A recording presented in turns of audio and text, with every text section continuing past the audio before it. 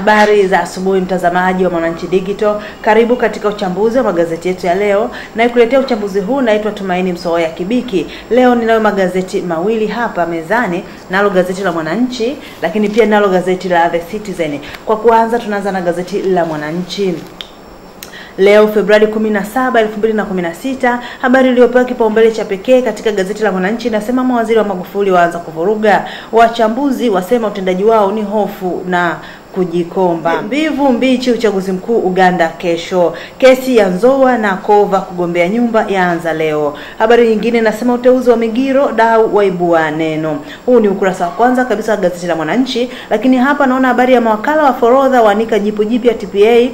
Waziri amng'oa bosi wa bodi ya mikopo. Habari hizi zote zinaelekea ukurasa wa pili wa gazeti la Mwananchi. Ukurasa wa pili wa gazeti la Mwananchi pia kuna habari nyingine inasema kampuni 12 zadaiwa kodi ya shilingi 10 bilioni. Kesi ya Nzoa na Kova kugombea nyumba leo.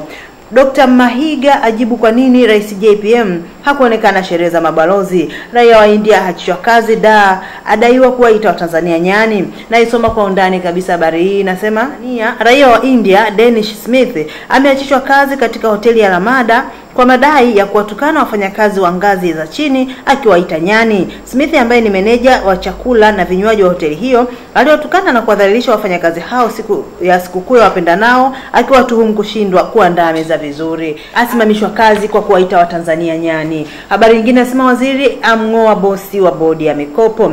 Waswahili husema ukiona mwenzio ananyolewa nywele zako tia maji. Ndivyo inavyoonekana sasa kutokana na kasi ya serikali ya awamu ya 5 kuweka pembeni watumishi wa umma wanaokabiliwa na tuhuma mbalimbali. Waziri amng'oa bosi bodi ya mikopo. Ukurasa unaofuata wa gazeti hili la Mwananchi, mawaziri wa Magufuli waanza kuvuruga, ni habari iliyotoka ukurasa wa kwanza. Serikali yatumia shilingi 277 bilioni kununua umeme wa IPTL Agreco.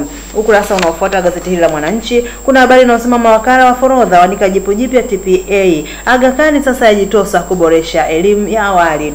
Ni ukurasa za mbele za gazeti la Mwananchi. Kurasa za nyuma za gazeti hili la Mwananchi, habari kubwa inasema Jonesia wa mtani jembe apewa Yanga Simba.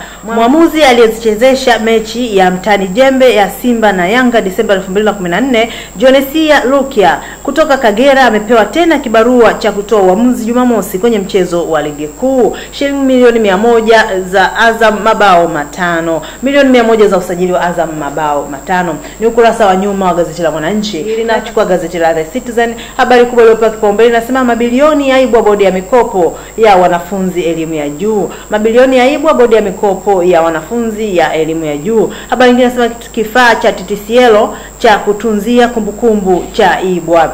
Kifaa cha TTCL cha kutunzia kumbukumbu cha ibwa. Ukurasa wa pili wa gazeti hili kuna habari inasema sakata la ufisadi bandarini, mawakala wa forodha waishtumu TPA.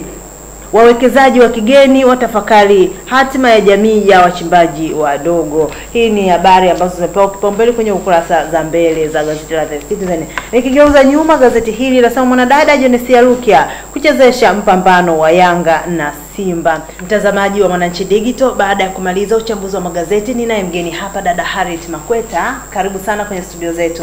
Harriet yeye ni mwandishi nguli wa habari za afya, lakini pia amebobea kwenye habari za burudani. Harriet, tuna taarifa ya msiba. Kulikone? Taarifa ya msiba ni katika tasnia ya Bongo Flava. Ni mwanamuziki anaitwa Johnny Walker ambaye amefariki jana alfajiri katika hospitali ya Muhimbili. Na tatizo ambalo lilikuwa limemkuta Johnny Walker ni kwamba alikuwa amepata ajali.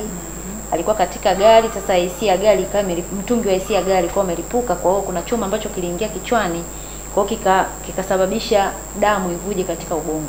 Kwa kweli katika hiki kifo cha Johnny Walker ni pigo kubwa sana kwenye tasnia ya muziki na burudani, kwa sababu Johnny Walker yeye alishatamba sana kipindi cha nyuma, kwa sababu alitokea Tanga. Alitamba sana kipindi cha nyuma katika wimbo wa hii kitu, na tunajua kabisa kwamba Johnny Walker katika staili yake ya uimbaji alikuwa anaimba kama mlevi. Kwa nyimbo zake yani zilikuwa zinavutia watu kutokana na staili yake. Hiyo ndio staili ambayo iliwavuta sana watu katika muziki wake. Lakini pia aliwahi kuimba nyimbo nyingi ikiwemo Baby Girl, na kuna wimbo mwingine ambao aliimba Hodi Mganga ambao alimshikisha Ras Lion.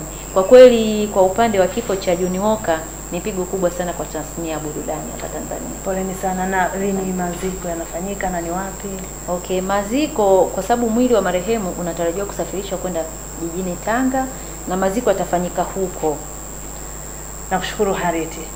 Karibu tena wakati mwingine, tukikukaribisha usisite kuja kwenye studio zetu. Mtazamaji wa Mwananchi Digital, na huo ndio mwisho wa uchambuzi wa magazeti yetu ya leo Februari 17, 2016. Tukutane tena kesho, lakini usisite kupata nakala kwenye maeneo ambako magazeti yetu yanauzwa. Lakini pia tembelea tovuti za Mwananchi. Naitwa Tumaini Msoya Kibiki. Asante sana na siku njema.